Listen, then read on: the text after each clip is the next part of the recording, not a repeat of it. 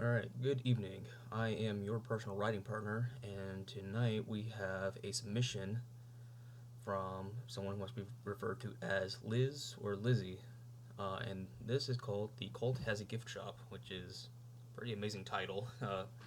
It's a title's very hard to do, and this is a pretty impressive, pretty good, snappy title. I was like, oh, okay.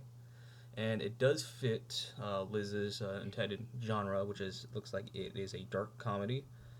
So you're meant to laugh throughout this. From what Liz has said, uh, she wants people to laugh at the story, but also ruminate on the themes a little bit. Um, yeah. So yeah, this title really does fit kind of dark comedy sort of vibes. Fun fact: I am possibly pondering over writing my own dark comedy, like where aliens are like where humans find out gravity was created by aliens, and they come up to humanity and say, "Hey, you need to pay the gravity bill. It's been like 2,000 years overdue." Uh, but that's besides the point. So Liz has requested a developmental edit only, so no line edits. She just wants me to read through the first chapter, and then give my developmental edits on whether the setup is set up well. She says she wants the hook in the world to be established in this first chapter.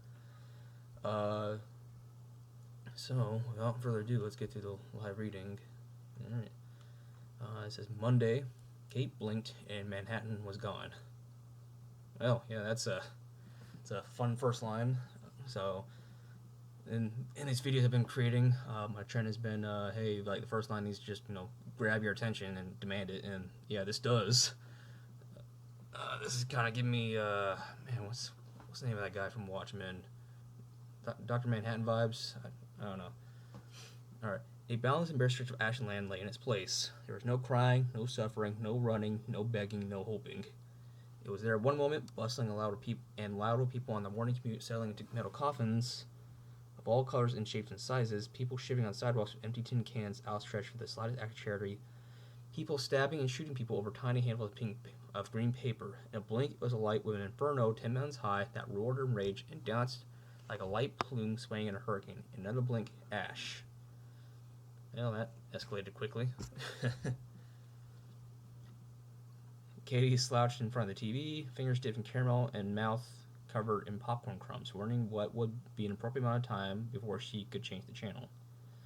Okay, so did she blow up Manhattan, or is this like a show? Because we go from Katie destroying Manhattan to Katie sitting slouched in front of the TV. She didn't know anyone from New York. For her, it might as well have been a town in South Africa or Eastern Europe. She'd never been to New York either.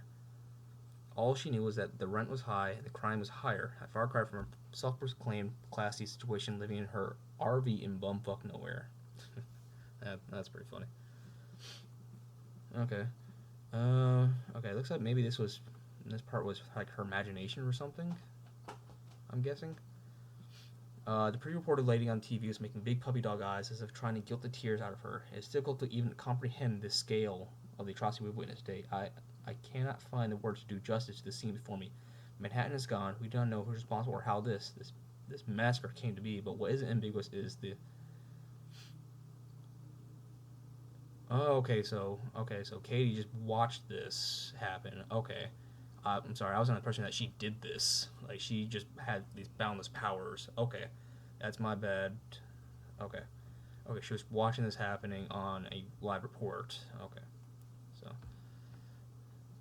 Alright.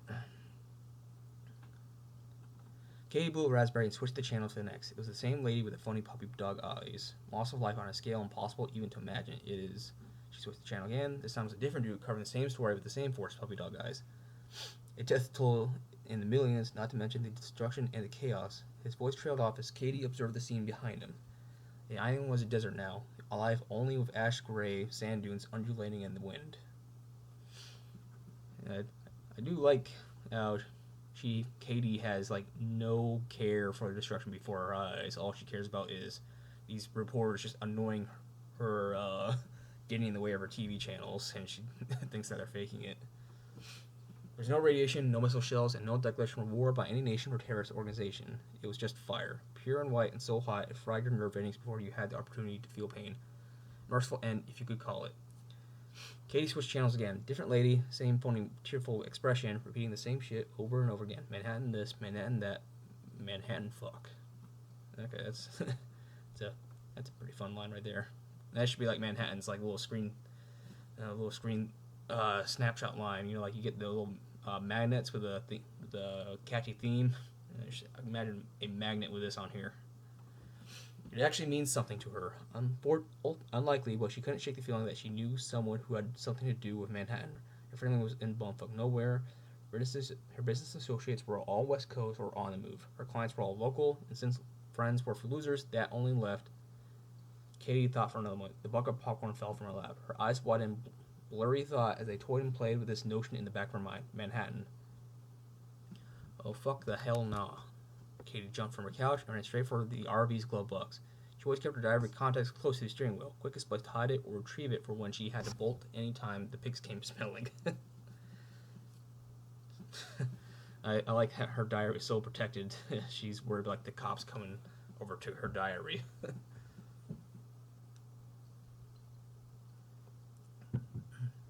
She punched the glove box open and rummaged through the pile of empty bags of chips until her fingers felt the leather binding.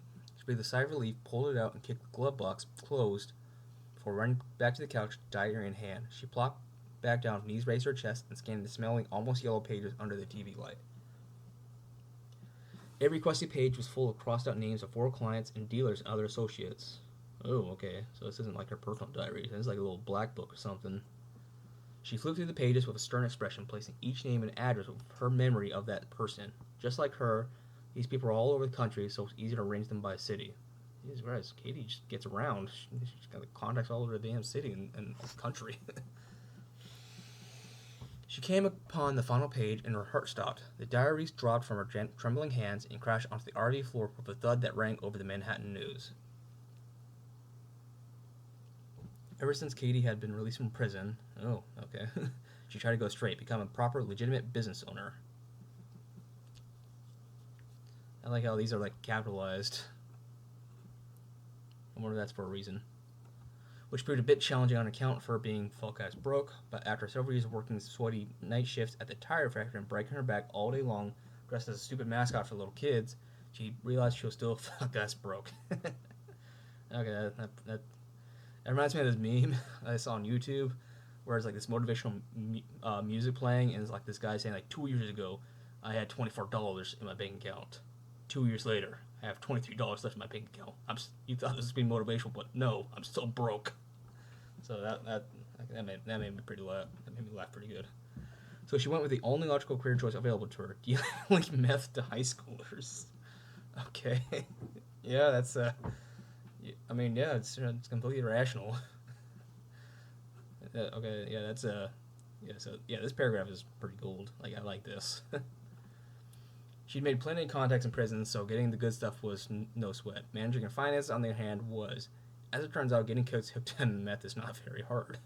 What is hard, however, is keeping every no-good bastard good two-shoots lawman off her back. She had to pay the pigs to keep them off her, pay the cooks, pay for protection, pay for transport. Jesus Christ. She's like got that like fucking Heisenberg over here. Or like Gus Fring. She got like her own... she has her own setup. Just pay, pay, pay. It's not like high schoolers brought in the big bucks. She tried dealing to adults, but those meth heads were already tied with dealers that had been operating since before she was born. So that was out too. Well, wouldn't the dealers try and go for the kids too? Like she'd be competing with territory over them? I guess that's more into the nitpicking territory right there. She was losing money head over fist. She wasn't making a dime, and she sure as shit wasn't anywhere close to becoming a proper, legitimate business owner. That was when fortune struck. Cousin Clyde got himself a job at this hotshot finance firm on the East Coast. He could grease a few palms and lick a few boots to get her a business loan. She could pay off her debts, get her accounts in order, and finally invest in some real business. Cousin Clyde was a real one. He'd been sweet on her since they were kids. Oh, okay. Like nice to her, like, sweet, No shit who's gonna get a loan for his Katie pod. Things are finally looking up. Only Katie wasn't sure she remembered where exactly on the East Coast Cousin Clyde worked. She knew she'd written down her diary, and what do you know, God or the devil or whatever the fuck bullshit governed the universe was having a laugh at her expense for the millionth fucking time. She lifted the diary off the ground to see if she'd read the address right. Yep. Oh, he's in Manhattan. Oh, he was in Manhattan. Oops. Just for look. The diary fell from her hands again. There was no denying it. She rubbed her eyelids and groaned in dismay. Oh, Cousin Clyde, please tell me you made it out. Katie turned on the TV to watch the news again. I think it would be kind of dark comedy if, like, she turned on the report and, like, the reporter saying, and Cousin Clyde has died, you know? There's the guy with the funny eyes still blabbering on. It is with a heavy heart that I must report that the authorities have discovered 0 survivors from the island of Manhattan. Oh, that was a fast head count over there. Katie fell to her knees and cried the acoustics of a wet veteran opera singer. Insert Darth Vader, no, over here. This was it. She was fucking finished. The dead was going to knock her door down and shoot her tits off. You know, that's a fun saying right there. That is, if the fucking pigs didn't beat them to the punch. Jesus Christ. Oh, fuck, what's she gonna do now? She couldn't go to jail again. She was already pushing 40. Depends on what charges they nailed her on this time. Be an old hag by the time she got out. She didn't want to have to be a cranky old bitch living by herself in a motorhome.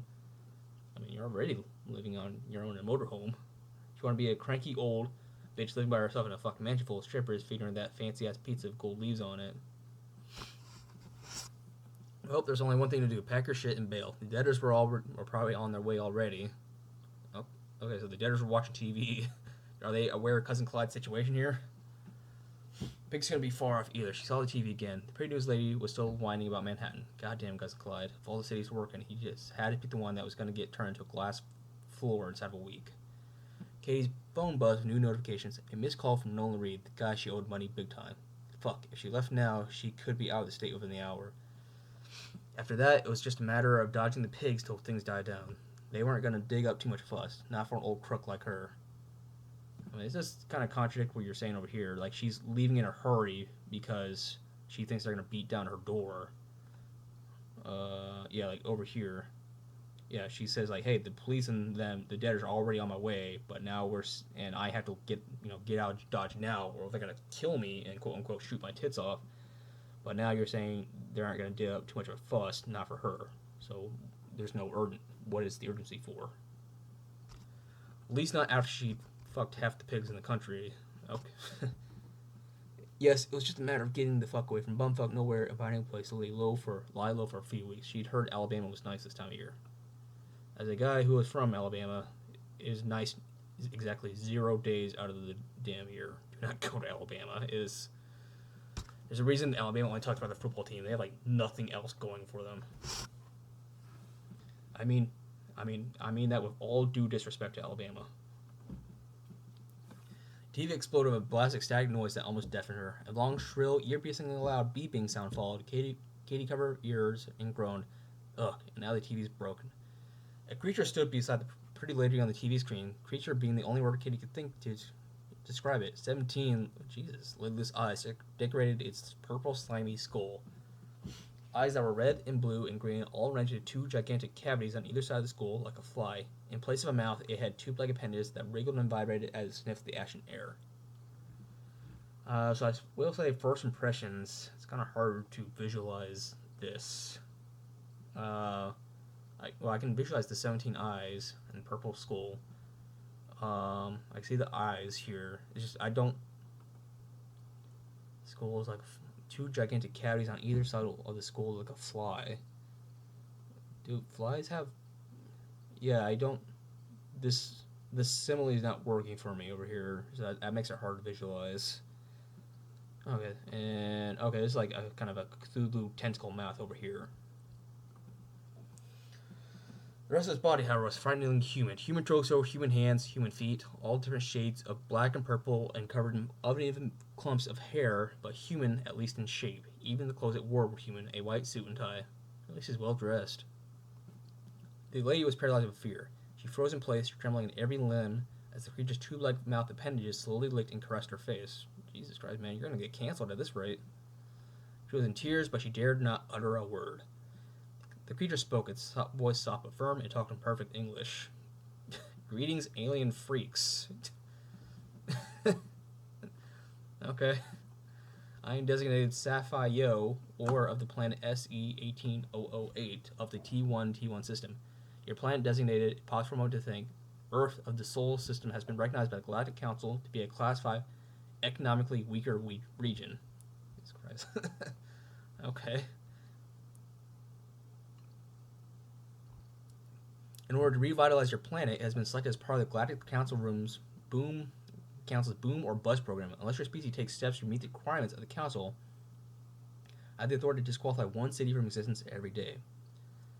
Oh man, this kind of reminds me of it's like almost the exact same setup as the Twilight Zone, where the aliens come to humans and says like, "Hey, we're going to destroy your planet. We just deemed humanity as like no longer worth our cause. We're going to destroy your world in 24 hours." And the humans think that the aliens want them to have world peace, so they say, "Hey, give us 24 hours before you destroy us. We'll make it up to you. Like, we'll prove that humanity is worth it." And they think the aliens want world peace, so they somehow humans sign world peace deals with every other country by 24 hours, and they show up to the aliens all proud and stuff. But the aliens are like, "Wait, what the hell is this? No. We want you guys to go to war. Like, we deem you guys unfit because you guys haven't developed your war capabilities enough, and they just destroy the planet." I think the title of it was called Shatter Day. It's a fun little like 15-minute episode if you ever want to watch that. This, it said, pointing to the ash grave remains Manhattan behind, was a demonstration. Every day in a random city will be disqualified, and you have my promise that it will be random. The council is not cruel, nor is it prejudiced. So wait, they've deemed the Earth as economically unsound, and their way to fix this is destroy the cities, which are usually economic hotspots. I mean, I guess that goes into the dark comedy. But I don't see how this is going to help humanity. But research indicates that Class 5 economically weaker regions require certain incentives in order to boost development. Oh yeah, but they also need logistics and people alive to, boost development. The requirement, for brevity's sake, is designed to be simple and easy to understand, so that any alien species, regardless of level of scientific progress, can understand it. The requirement is as follows: heal the world. I mean, you just nuked the world.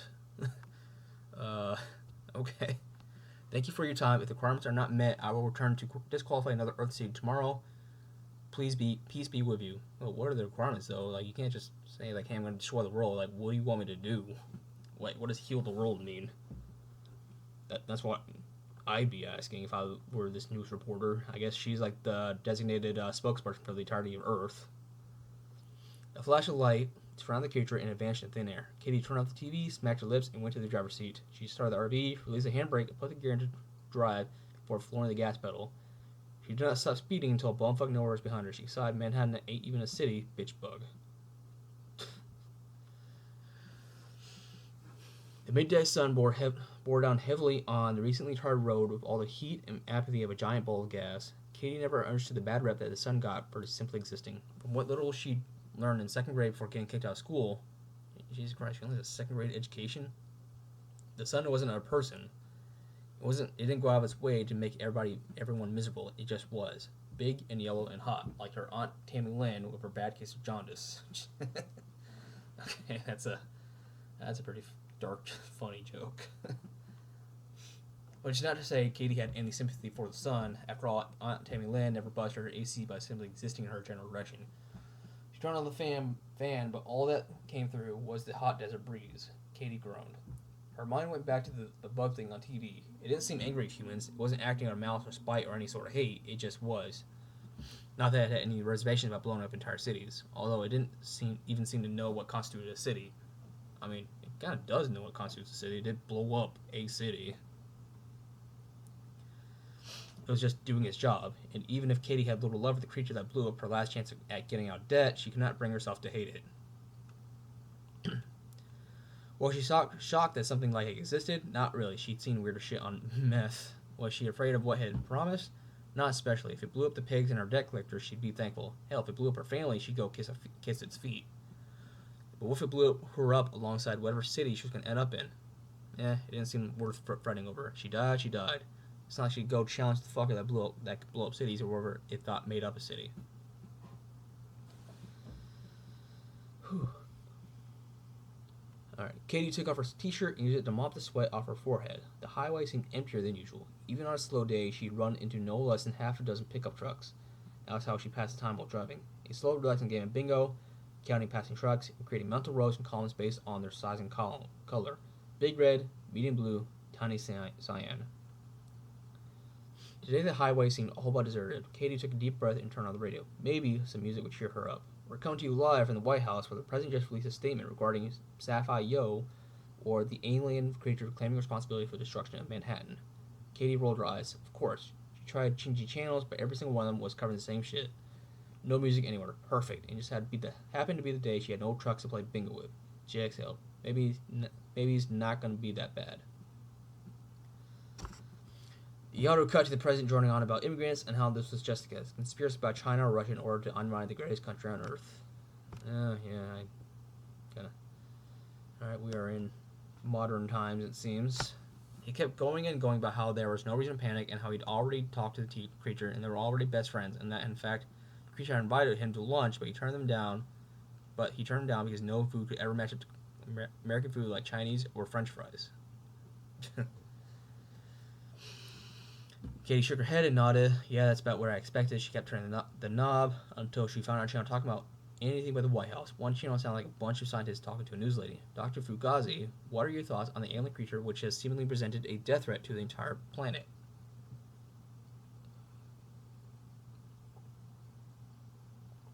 Sorry, taking a little sip. First of all, I hope we all understand the magnitude of what we have witnessed today.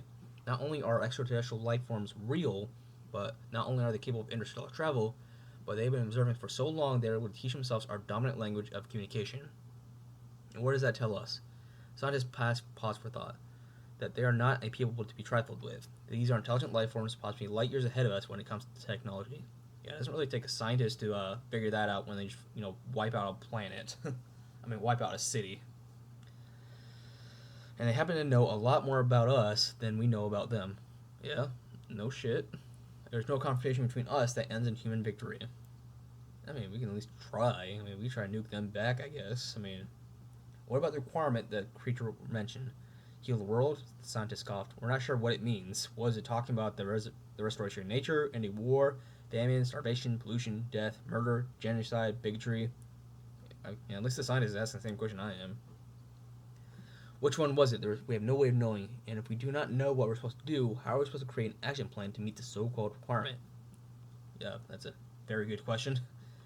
And there is no way to contact the creature? None that we've been able to discover. Oh. Once the broadcast is over, it simply disappeared. None of our satellites have been able to pinpoint its location. We don't even know if it's on Earth still.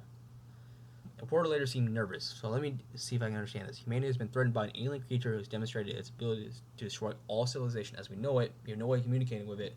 The only way to prevent that destruction is to meet its requirement, which we do not even understand. Dr. Fugazi, our viewers at home deserve to know. Is this the end of the world? I do not know. There's much that we do not know. We need more time to study, more time to understand. Could I please have a moment? Certainly, Doctor. In the meantime, let's tackle a few burning questions sent in by our lovely viewers. It sounded like the reporter later was opening a letter. There it is. The first question by Darren Jakowski. Why is the alien from planet Boobies? What? Also, this guy had time to write a letter. A boomer-ass letter to ask this fucking question. I don't understand what.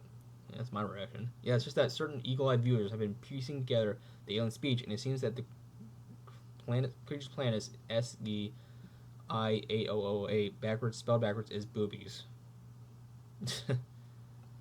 Yeah, okay. That's pretty funny.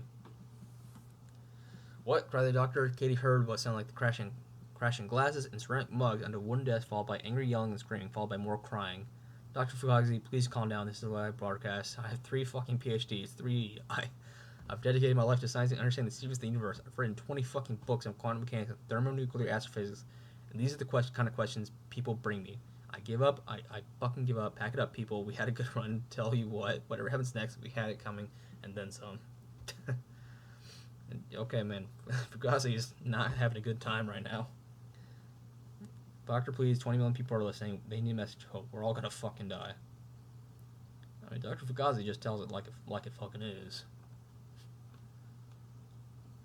The audio was cut off by static for several minutes, and then the static was replaced by soft, musical standby music. Ah, it's better. Katie really decided to leave. She wondered what the next city was going to be. Toledo, New Orleans, or was only targeting big places like LA or SF. It said that the destruction was random. Maybe it would pick a city from another country. She wondered how many cities there were in the world. Then she wondered if the big bug thing had a magic spin the wheel regiment to pick its next target. In any case, she needed a target too, or at the very least a place to crash for the night. The sun was coming real low. The nearest town was at least another 2 hours out. Where is she?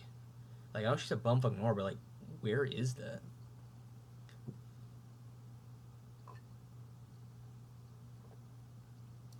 Katie didn't even realize she'd been driving without a break all day long. But now she did realize that all the pain and exhaustion came piling in at once. Her back hurt, her eyes hurt, her shoulders hurt, and the less said about her feet, the better. She thought for a moment. She put bare minimum a couple hundred miles between herself and bumfuck nowhere. It didn't really feel like much time passed as she was driving. I mean, I feel like she just got out like like a couple miles down the road. Even if the debt collectors or the pigs were to come after her, they had a large ass radius to search, and they ain't no county sheriff or local mafia picking up that much of a fuss of her. At least not when the end of the fucking world was on the calendar now. Okay, so like, why is she leaving then? Because like, she's not in a city because she's in the quote bumfuck nowhere, and then like she's saying that these people are not going to chase her, but her whole thing of reason was like, hey, these guys are after me, but now she's saying that they're not after her. It's like, I'm not really clear on like what her goal is, like what she's trying to do.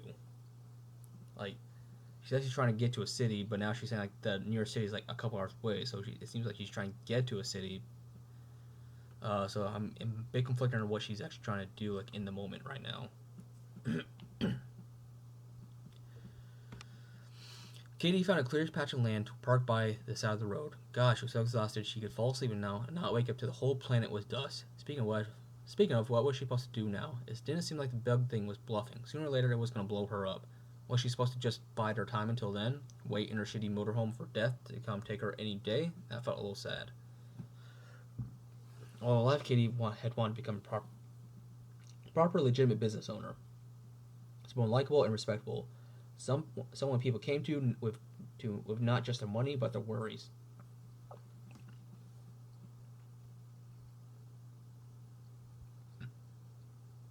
Someone they could trust and confide in. If she had the chance, she knew she'd be the best shoekeeper ever. Okay, that's the shopkeeper ever. I'm sorry. So like, one thing I've been learning as I've learned about developmental editing is the concept of interiority. So like, we know the goal. You're telling me her goal, but like, why does she want this goal? Like, what does this mean to her? Like, why is this so important to her? Like, is she trying to make up for a bad past? Has she struggled with like self-identity, like where she feels like nobody sees her and stuff? Does she come like a rough childhood, like something like that? Like, why is this like so important to her? And how does she rationalize, hey, I'm selling meth to become someone legitimate? Like, how is she rationalizing that? Like, I think we need that interiority from Katie. Like what does this mean, like, to her? Like, what does her goal mean to her? Katie scoffed as she fell into her bed for the night. Like that's ever gonna happen. She wasn't. Wait, she's in bed. I thought. Yeah, she's just in the side of the road, so there's no bed over here. So that's actually like a small little nitpick over here. She wasn't born with money or loving parents or friends or whatever the fuck else successful people had. All she had was the shitty RV she got from Uncle Jed after he died from HIV. She buried her face in her pillow and exhaled. It smelled like last night's pizza. Several hours of tossing and turning in bed later, Katie picked up her phone. When sleep didn't come, social media was her savior. Speaking of which, people online had to be losing their tits over the bug thing. And sure enough, there it was. All 17 of its multicolored eyes plastered all over the internet. People already making fan art of it, fucking all the different actors and leaders in the world. Yeah, that does sound pretty realistic. Just a second. Sorry about that. Except there's something else too. Something not quite expected, but not quite unexpected either. Beyond all the reactions of fear and angel and denied acceptance, there's one page that caught Katie's attention: the cult of the Savior. Their logo was a zoomed-in picture of the creature's face with a pair of angel wings and a golden halo crudely photoshopped over. The description read, "Followers of the one true Savior, our God from beyond the stars, come to deliver unto us our salvation through cleansing our planet of the human plague." Katie scrolled down the page, and every post seemed to trigger more and more. All hail the Savior, he will save the planet from humanity. All hail the Savior, he will bring humanity to its final end. All hail the Savior, he will save us from ourselves. The page had only been active for a few hours, and yet it had already accumulated over 500,000 followers. Nice. Katie scrolled to check who had created the page. It seemed to be some guy from a town which was actually not that far from where she was right now. She clicked on the guy's profile. He seemed rather rich, expensive car, big-ass house with a swimming pool. In fact, the more she looked into it, most of the page's followers seemed to come from this one particular town, a town by the name of Gentle. And wouldn't you know it, every single one of them was dripping with cash. All her life, Katie had wanted to become a proper, legitimate business owner, but she never had the resources to do it. So I feel like we said this like 5 different times, so I feel like we only need to say this once. Like, once is enough. But this was the opportunity for a lifetime. So what if the world was ending? She was never going to getting this chance again, and even if she failed, what were the odds that she was going to live long enough to face the consequences? Katie had stumbled upon a gold mine, and she was going to ring it for every last penny. She could already picture it. Save her t-shirts, save her pins, save her banners, photos, mugs, bath salts, tableware, cloths, the works. Every saver needed a cult, and every cult needed a gift shop. Okay, so this is a pretty fun hook. Like, she's just marketing off of the damn end of the world. So this caught my my interest over here. Like, and it gives me a clear goal that fits into your dark comedy. Like, I really like this concept over here. All right, so initial thoughts right now after the reading. There were, as you could tell, there were a couple things that made me laugh. So I like the hook of it. Like, hey, I'm going to do a gift shop for this guy that's trying to end the world. That's a pretty good hook. However, getting to this point felt very long and circuitous. Like, the pacing does kind of just drag along at points to get to this point. I feel like a lot of this could be cut, especially with her driving and her talking about being a proper legitimate business owner. I feel like if you really want this to be like dark comedy and like just increase the pacing, hey, have the world end, have Katie immediately her immediate reaction is saying, hey, fuck selling meth to these high school kids. I'm gonna make the gift shop, and I'm going on my way to do that. Because, like I said, to get to this point, we don't know her goal until like here, the very end of the chapter, which this is about 3,500 words. So for up until this point over here, we don't really know what she's trying to do, like where she's driving. We spend, all this time. I'm still scrolling, as you can see.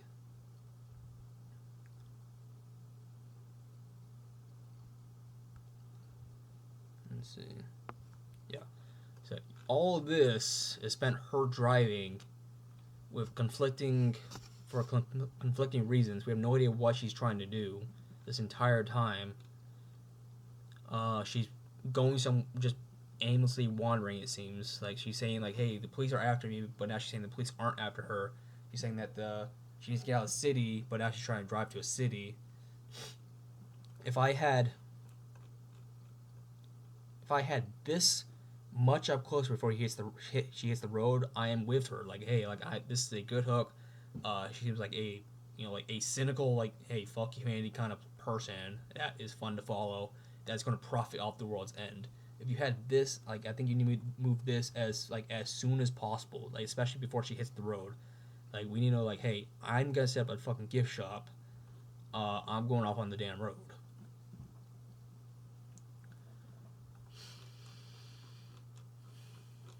Sorry, I'm just starting from the beginning. Let's start from the beginning. I'll just give you my developmental edits. Before I get into it, I probably should have said this before I start getting into my little edits. All of my edits are subjective in nature. You're free to say, hey, this guy doesn't know what he's talking about. My goal with these suggestions is not to critique or offer criticism. My goal is, well, it's the reason why I asked you the questions I did ask you before you submitted, is to make this in line with what your goal is and what you want the reader to feel. You said you wanted the reader to know what's going on, be hooked, and have a couple laughs. So as I go through this is the goal of my suggestions, is to get in line with your intent for this chapter. Alright, with that saying, alright, let's go through this and and as you said, no line edits, so we're just going to go with developmental edits. So this line is pretty good. However, as you can see, I was pretty confused because it seemed like she was doing this. So this is called like the reader-writer disconnect. Something that's why the reason like first chapters are so difficult. Like I've reread my first chapter of my book so many times. All right, so I know the struggle. So she's watching TV and she's watching this. However, as you can see, I don't have, as the reader, whenever the reader starts a book from debut author, they don't know who, what, when, where, what we are. Like all we know is like the genre. All I knew was the title. So like for all I can know, she could be Dr. Manhattan doing this. For all I know, so it's the goal of every first chapter, regardless of the genre, is just clarity. Like even like the smallest little hiccup, especially in today's book industry, like where people are just like, hey, you got like a couple lines to hook a reader in and get them immersed and engaged before they just go off to the next thing. Especially since you have this on Royal Road, and Royal Road is just has thousands of stories just competing with yours. If readers aren't hooked over here, or if they start getting confused at all, like around in this first page, they're gonna swipe to the next story. So this is why clarity is absolutely critical in like these first couple of pages. Like they need to be immersed. And if a reader has to go back and be like, so I went back to this place over here because I was like, okay, I thought she was in Manhattan watching this happen, but then, and I thought she did all of this because I thought there's like a superpower kind of thing. But then I see this, seeing her slash in front of the TV. Okay, it's like, okay, maybe she's watching this on the TV. Okay, maybe that's fine. So like, I'm not going back yet. I'm not like lost yet. It was right here, that I was like, wait, what? Okay, what do you mean you don't know anything from New York? She never been in New York either. It's here that I started getting like kind of confused as what was going on. So I think maybe mentioning a screen, maybe like a TV screen somewhere in this paragraph, like it can't be here because you want that first line to be like hook, yeah, it's. I'm trying to figure out. Let's see.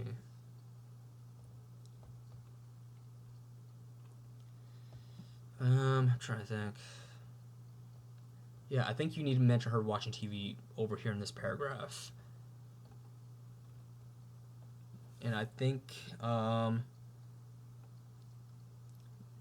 maybe removing this line over here, maybe this line over here.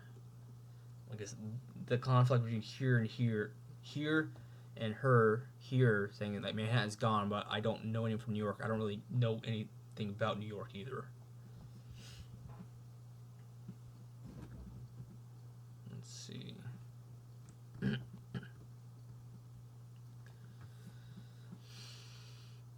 I do like this reaction. You do a very good job of showing us what kind of person Katie is, from like these small little mannerisms that she has. For example, her just sitting slouched in front of the TV, so she's not like, and her fingers dipped in caramel, mouth covered in popcorn crumbs. Like, so we get the point. Like, this is a very messy woman with like very questionable morals, if she has any. So you do a very good job of portraying how Katie is. That's why I'm saying, like, hey, you can introduce her saying the gift shop for humanity's end like very soon, like because you do a very good job of setting up the type of person that Katie is. So right, for example, like by the point over here when she's describing the reporter later as phony puppet dog eyes, like I already kind of get a feel for her, and you can say like, hey, I'm setting up the gift shop for the end of the world, like around here and stuff. and I'm not gonna be like that doesn't make sense. Like, oh, I know Katie's a piece of shit. She switched the channel this time again. It was different dude cut the same story. Let's see. Radiation. It was just merciful end, if you call it. I do think that this could be. Let's see. I do think that there are places where it just kind of drags and just kind of says the same thing kind of over and over again, which kind of hurt the pacing. Especially on Roar Roads, you really want that higher pacing. You don't really want it to drag, especially not in the first chapter.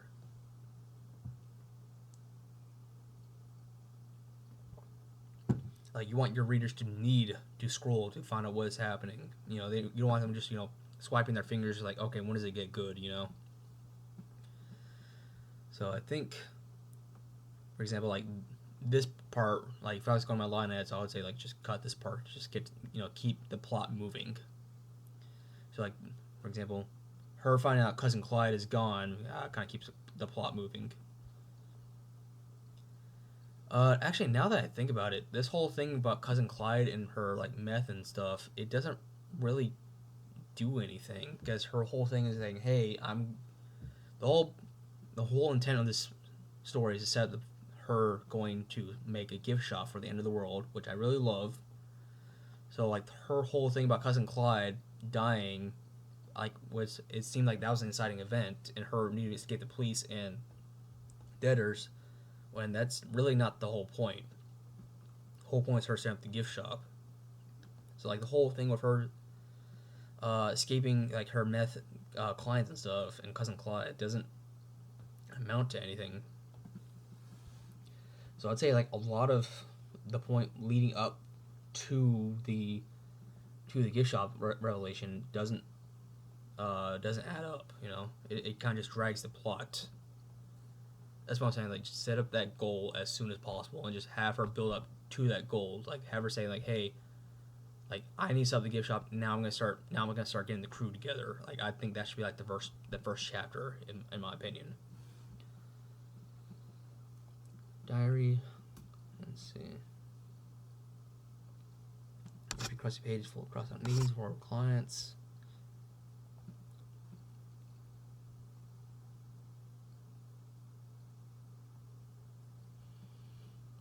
This was funny. Like I like I like this setup over here. This made me laugh. Especially this part also made me laugh. I keep this line in here. That definitely got a pretty good laugh out of me. Finances. Yeah, so like I feel like this whole subplot over here doesn't matter at all because I don't think it's gonna come into play at all. And even if it does, we just spend so much time hammering this in over here. Like I hate to say show don't tell, because that I advise is overused. But like we spent like a whole paragraph just her speculating about this. Like when like maybe if she got like a phone call to someone like maybe we received a phone call from her client saying like, "Hey, like I'm coming after you. Like you jiffed me in my meth or something." Instead of like describing this, just narrating this to us. And I don't think Cousin Clyde, from the way this is set up, is going to matter at all because she is. He doesn't come into play, but he's getting like several paragraphs dedicated to him.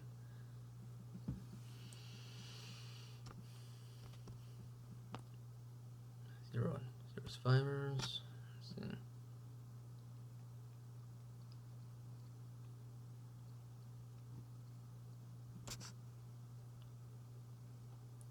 Yeah, and again,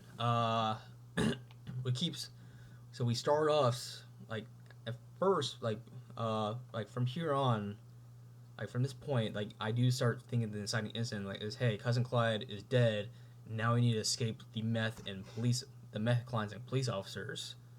So at first I think I do have a sense of urgency over here. It's just later on whenever she just spends like so much time driving and saying like nobody's coming after her. And then she's saying that she needs to leave the city, but go toward the city. That's when I start, like feeling like the plot's starting to drag. So up to here, you're fine. With what I thought up to this moment. Yeah, especially over here, this helps set up the urgency. But like I said again, it doesn't seem like this is going to be the thing. Her trying to escape the meth dealers.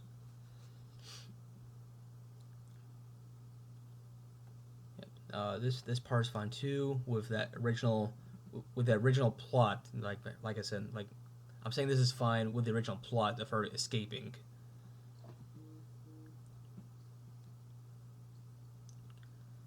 Um, yeah, this guy's you like can keep all this over here as well.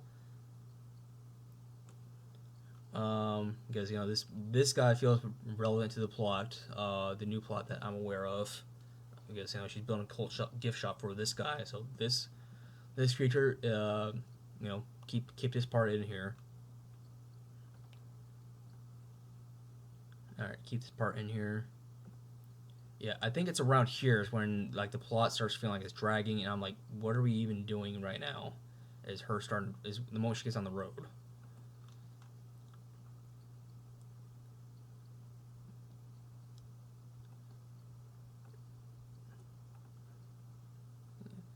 And I feel like this part just kind of drags on a little bit. She's just kind of telling the reader something that we already know from what we already saw. You did a enough job showing us that it's not any of humans. It's just doing its job. You already showed that enough to us. We don't need 2 paragraphs dedicated to like telling the reader what they already know.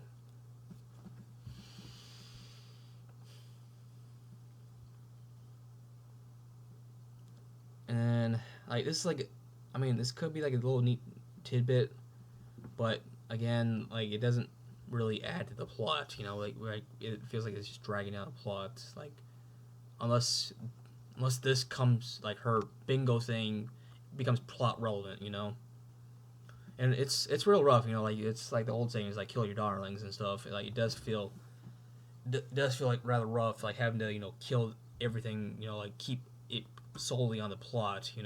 It feels like you can't really have many supplementary details, but every word matters. Every word should be just moving the plot forward, especially on Royal Roads with the way that platform is.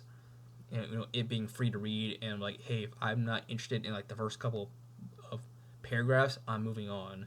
It's a ruthless world in Royal Roads. That's why I'm saying this.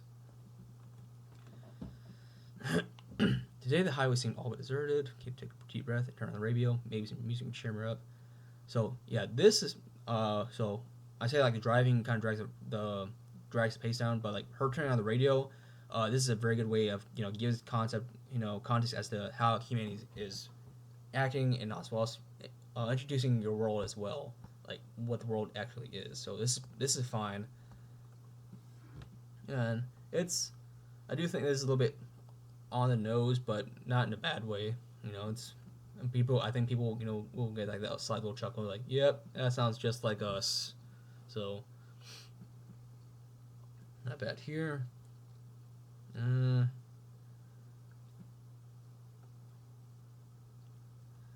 do feel like the doctor is just telling us stuff that we already know, as you saw from my live read reaction.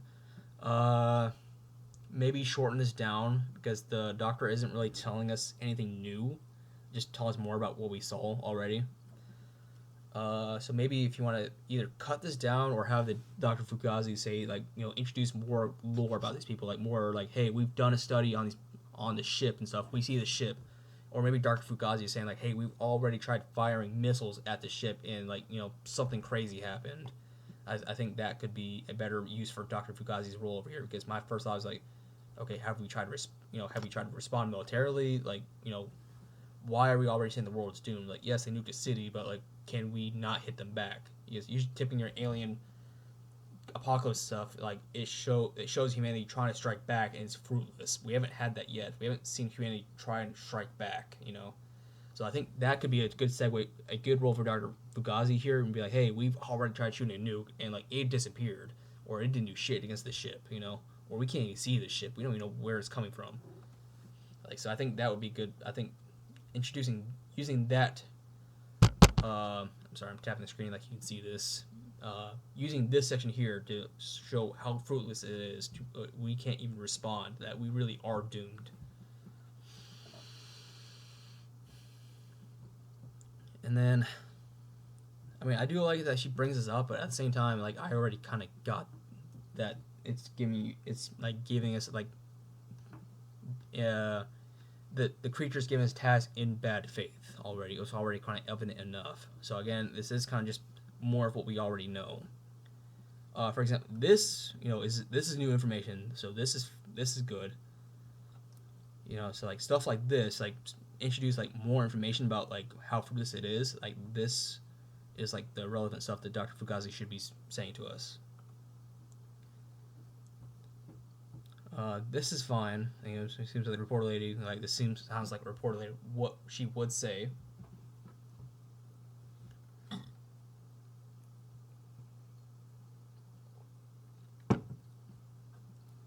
right, let's see.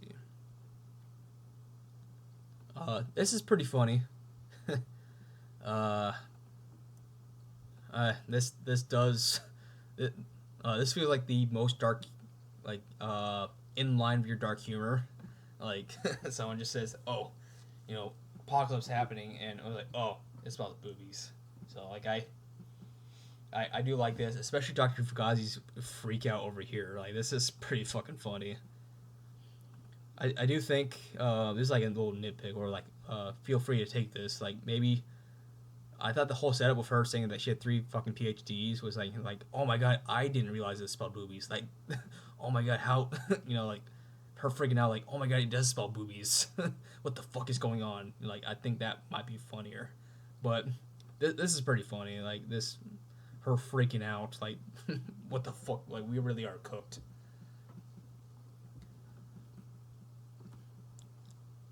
Let's see. Yeah, so this part, I honestly think.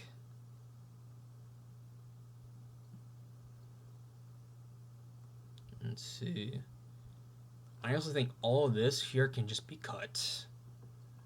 Like, we already know she's driving away. Like, we already know it's targeting random places. Like over here, like we don't need this part. This is like where the pacing just kind of dragged, especially when she starts contradicting her goal. Like where is she driving to? You already say she's in the middle of bumfuck nowhere, so like she's not a target. So where is she driving to? She's already in the middle of nowhere. Like so where is she going? And why is she leaving? Because she's saying like, hey, I need to leave the cause. But now they're saying like they're not gonna kick up a fuss about her. So like all over here, I'm like, well, her goal that you already set up is already being contradicted in this section. So like, I think this section needs to just be cut entirely. That is my suggestion to you. This, you can keep this in here. Like this is like this. Like I love this. Like all of this is good. Like this is like, especially here. Like I am hooked on this. So like you have a very excellent hook. However, getting to that hook, is I think what you need to work on this chapter. If that makes sense. Like the hook is there. It is good. I like the character. I like the setup. I have intrigue as to like what the creature is, like what they're trying to do, and I like her goals over here. It's just we need to have the hook sooner, and all the stuff that leads up to the hook needs to build up. Everything needs to support this hook over here and support her goal over here. If that makes sense. I hope that these development edits were of use to you. I do plan to read the rest of this, so I do plan to make like a video out of each of these chapters as we discussed. So I think tomorrow or Monday I'll start doing Tuesday, and so on and so forth until this is done. Oh, my cat just ran across the keyboard. I hope these were of help with you. I am hooked. Like this part really did hook me, so I'm curious to see like where this goes from here. Yeah. I hope this is a help to you. This ends my video, and good luck on the story path. All right, bye.